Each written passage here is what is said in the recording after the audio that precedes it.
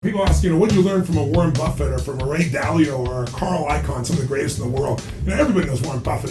Here's a man who's so smart because his entire life has been about finding the value. But he also has learned how to communicate that.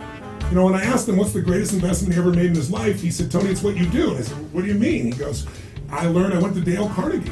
And he goes, all the other stuff I had would have died on the line if I had not learned to communicate. Otherwise, all my ideas would fall apart. But when I look at people like this, the things that I learned from them the most, that I was impressed by, is that none of them let the motion of the market control them. Most people live with so much fear and anxiety in their lives. And these people have just learned to say, this is part of life. There's going to be ups, there's going to be downs. And my job is never let the moment, what's happening in the moment, define me.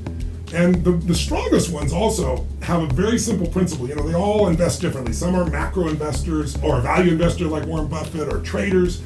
What they all had in common was they're all obsessed with not losing money.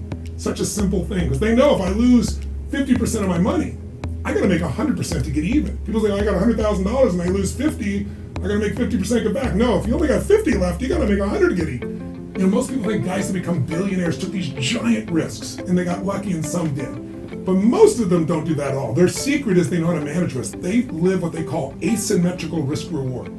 Asymmetrical risk reward means they take the least amount of risk possible for the most upside possibility. And most of us, we're trying to take a big risk, and if it doesn't happen, we got nothing left. We're not in position to be able to succeed. So you want to take small risk. If you look at somebody like Sir Richard Branson, when he was first starting out, he's going to go compete with British Airways. He's going to buy these Boeing jets. These are unbelievably expensive. Huge risk in that business. And everybody knows that Richard risks his life, going balloons, going boats, he's always done that. But when it comes to business, his whole thing is where's the downside? How do we protect against the downside? And when he was building Virgin Air, he went and negotiated for over a year with Boeing to make sure that if the business went under, if Virgin went under, he could give all the planes back and not pay a dime and have no other liability. So he had zero risk and all upside.